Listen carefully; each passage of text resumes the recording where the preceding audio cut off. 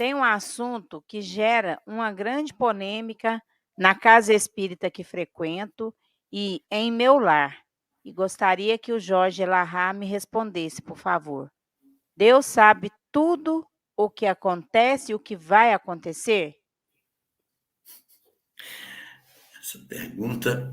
Essa pergunta me foi feita quando eu tinha 24 anos de idade, numa palestra que eu fui dar num centro espírita na companhia do Alberto Almeida.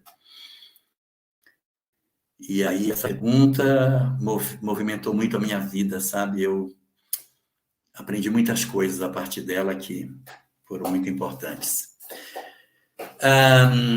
Vamos lá. Existe um passado, nenhum presente e muitos futuros. Por que tem um passado? Porque o passado está escrito, ele não pode ser mudado. Então só existe um passado. Tem zero presente, porque a todo momento o presente está virando passado, ele não é mais presente, ele já virou passado de novo. Então já vai sendo coisa escrita.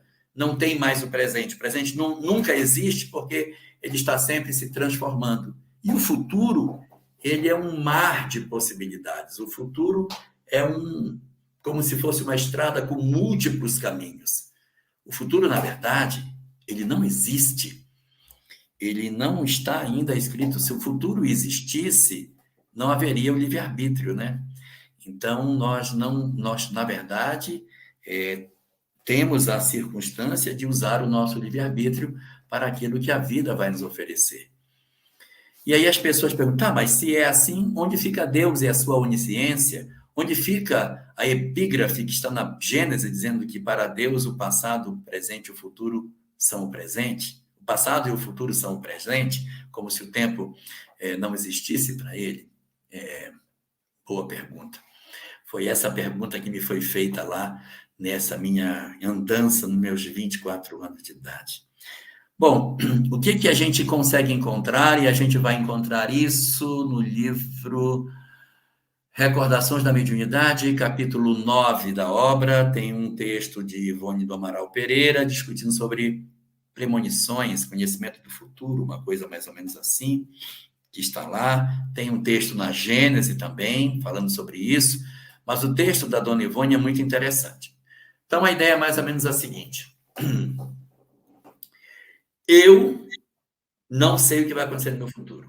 O meu mentor, ele acha que sabe. Porque o meu mentor disse, não, o meu protegido, ele vai fazer isso. Eu acho que ele vai seguir por esse caminho. Por quê? Porque ele conhece a mim mesmo melhor do que eu. Então, ele consegue, de certa maneira, prever o que vai acontecer. Não porque o futuro exista, mas ele analisa a minha personalidade e faz uma previsão da minha conduta.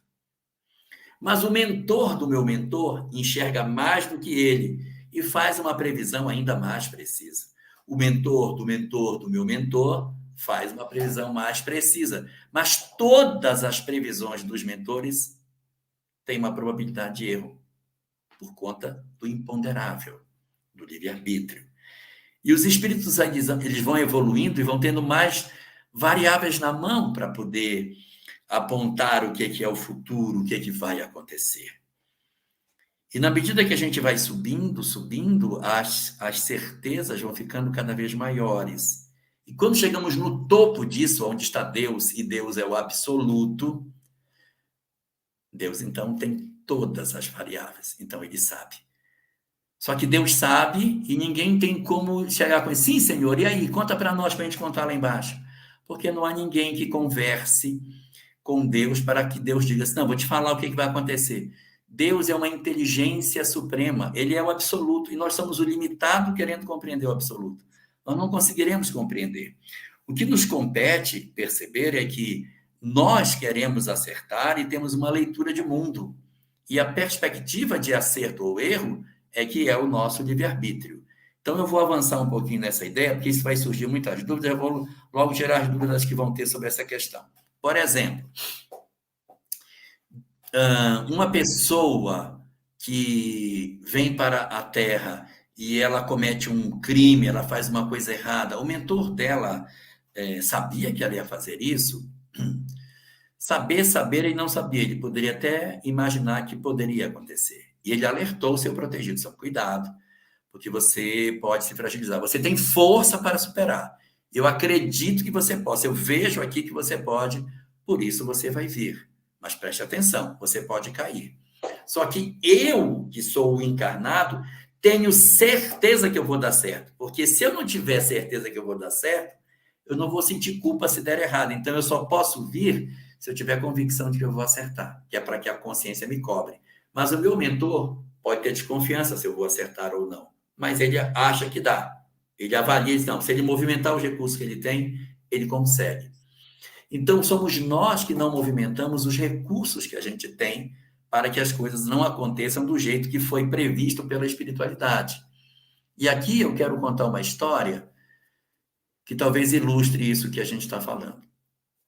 Uma história real.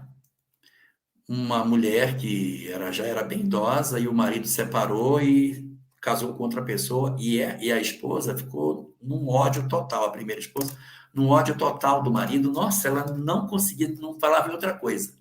E a filha dela, que era médium, teve um sonho que viu a mãe dentro de um hospício, sem dente, presa numa cadeira, cabelo todo desgrenhado, num quarto que era de paredes alcochoadas.